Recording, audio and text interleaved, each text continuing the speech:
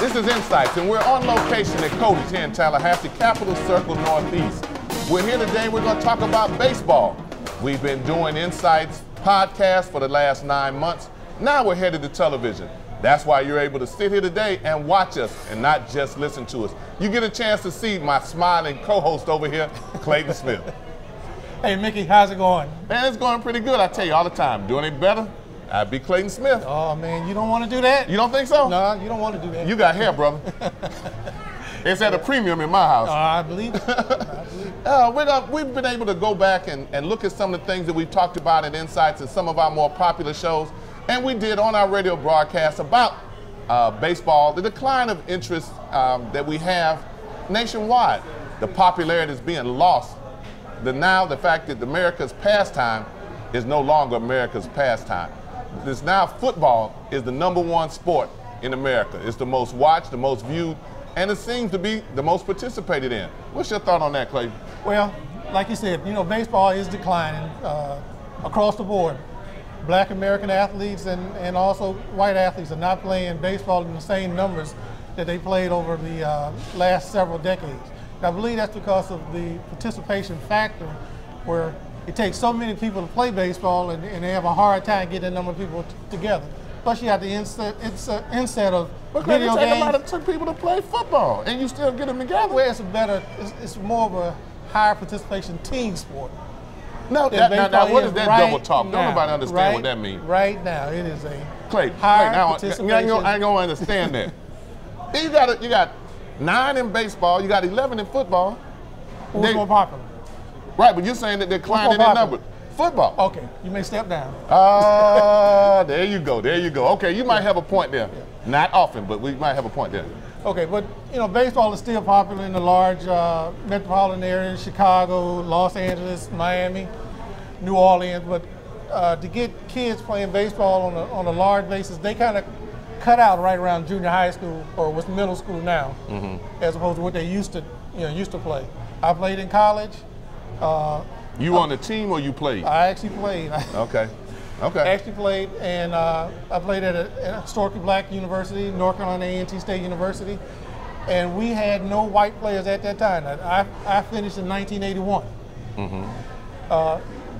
Do you know how long ago that was? That was a long time ago. Okay. You look at the team now, those dynamics have changed. Significantly. Significantly. And the most successful black college basketball teams now have a lot of non-black minorities on the team. If you want them to be good. That's true. You know, that's true. You gotta recruit what the numbers are.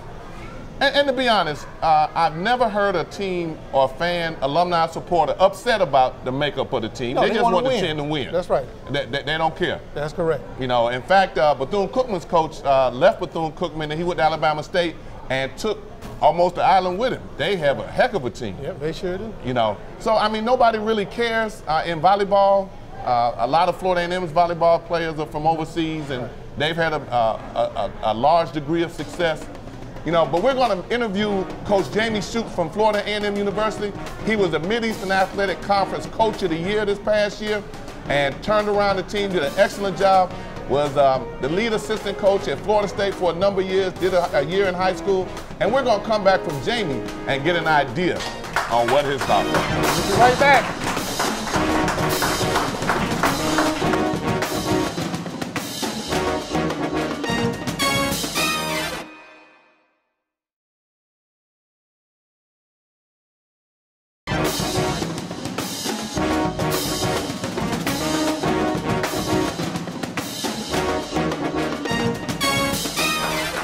And it's INSiiGHTS, and we're back with Coach Jamey Shouppe. And Coach Shouppe has a wide diversity of talents. He brings a lot of experiences when he came to Florida A&M University. He spent over 20 years at Florida State, had recruited some outstanding top 10 classes while he was there, was part of the outstanding number of wins and successes that were there. And in the last 3 or 4 years, Coach Shouppe has been in a number of different positions. He's been at Florida State, he did a year at high school, at Coffee High School. I think that's Coffee High School. Yes. Okay, and then at Florida A&M for a year. And Coach, we welcome you to INSiiGHTS. Glad to be here. Coach, you did a heck of a job this year with the team. You know, the players really responded to what we were trying to get accomplished this year. We threw a lot of new things at them. Not only the coaches, not only the players, but the coaching staff as well. So it was an exciting year. As I told somebody, though, next year is going to be more difficult because of the success that we had this year, and that we won't be able to sneak up on anybody. So, you know, we got to become Coach, better next year. I heard you say that before you went to the University of Florida, that they would not go to sleep on you and they would be prepared and ready. And I guess they were, but it just didn't matter because that was a significant win that you had over University of Florida. You know, and that win was big for our program, for our kids to understand that if you do things the right way, if you go and have quality at-bats, if you pitch and make pitches when you need to, it really doesn't matter who you play. And we taught all year long to our guys, we don't play the game. We don't play the other team, we play the game. If you play the game well enough, as evidenced by that, you have a chance to beat anybody, including the number 6 team in the country at that time. Okay, and that was a significant win. One of the things you have to understand about Coach Shouppe, he's kind of the golden child now. He played in the minor leagues and almost made it to the big leagues. He married his sweetheart who was a cheerleader. He doesn't bring her out now. He doesn't let everybody see her. Has 3 sons? No, two sons and a daughter. Yeah, okay. Daughter in the middle. Okay, he has a son that goes to Florida A&M University in pharmacy, is an excellent student. We see him all the time when he goes by the office. Real good kid. You have a lot to be proud of and a lot to be blessed about. Very proud. He actually graduated a couple of weeks ago from the PharmD program there at FAMU. So excited about that. My daughter, I think Jake, my oldest son, the one we were speaking of, is 26. My daughter's 22. She's a nurse here in town, and my youngest son is playing in junior college right now. Congratulations, Coach. Thank you. Thank you. One of the things in our discussion, does the loss of interest by minority students, how does that affect you in terms of recruitment when you were at a major institution, again when you were at Florida A&M? Explain to us a little bit about that. I think the reason that you don't see as many minorities playing, or really, one of the reasons is if you have a son that's a great athlete and he can afford, he can play football, baseball, or basketball, you're probably going to push him toward a sport that allots him the possibility of going to college on a full scholarship. We don't have full scholarships in baseball, whereas the NCAA gives you like 85 scholarships for football. Every basketball, as you know, as a basketball coach, every basketball player in college is on a full scholarship. We have to divide our scholarships up. We have 11.7 is all the NCAA allows for baseball for, gosh, a roster of 35 players. Stop that, Coach, because I need you to clarify something. Even at the ACC and the SEC schools, their baseball players are not on full scholarships? Any college program that you see is only allowed 11.7 scholarships. And as you know, the NCAA allows you to have 35 players on a roster. So, you know, most players aren't on a full scholarship when they go to college to play baseball, whereas in football, they're all on full, they have to be on full scholarship. You can't take your 80, 85 scholarships, whatever it is, and divide it up. I don't think you can in basketball either. Now, it counts as a head count. Correct. So if you divide them up and put 3 kids on partial scholarship, that's still 3. Baseball, along with softball, along with some other sports, they call Olympic sports in a lot of places, are what's known as equivalency sports. The number of kids you have to add up equal 11.7 scholarships, and you can take those. Now, baseball has a rule that's specific for baseball and no other sports, in that every player that's on a baseball scholarship has to be on at least 25%.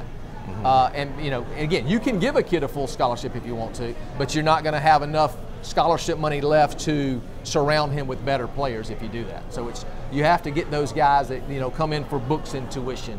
I'm going to stop you because you're going to eat up all our time on this. I got about 5 more questions I want to ask you. Gotcha. Coach, as you've gone through these different changes in yourself, being at a major institution, Florida State, being at high school, and being at Florida A&M, one of the largest black colleges in the country, what type of things have you gone through? What have these experiences taught you that you've been able to pass on to the young men that's under your leadership now? Well, the main thing is, and something I try to teach in my coaching, is to enjoy every day, to go out and enjoy practice, to not make practice where it's something that guys don't look forward to coming to.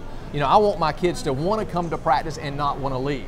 That way they're there and they're getting better at what they're trying to do, and it makes us better as a team. So one thing I'm big on is trying to make sure that we have an enjoyable environment for our kids to practice and play.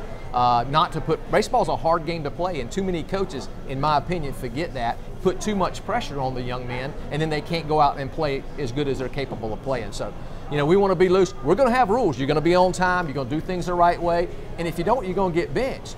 But we're also going to make sure that they're having a great time during that process. Okay. In your over 30 years of being in baseball participation, what are some of the things that you've seen change in the kids? Well, I think there's baseball coaches in a lot of these big programs, you know, the Florida States, the Florida, the Miamis, Georgia Tech, you know, the big schools that you know, the SEC, ACC schools, there's a lot of pressure on those coaches to win. And I think sometimes if you don't have the right coach in place, they'll take that pressure and rather than keeping it amongst themselves, they'll put it on the players. And that takes away from the enjoyment factor that these kids has. And it's really, in my opinion, detrimental to what those coaches are trying to accomplish, and that's win baseball games. If you watch a big league game, you'll see guys that are loose, they're having a good time. You don't see them stressing and pressing to play the game. And I think sometimes because now that baseball coaches are starting to make a little bit more money, you know, there's more pressure on them to win. They put that pressure on the kids, and it really works against them in that way.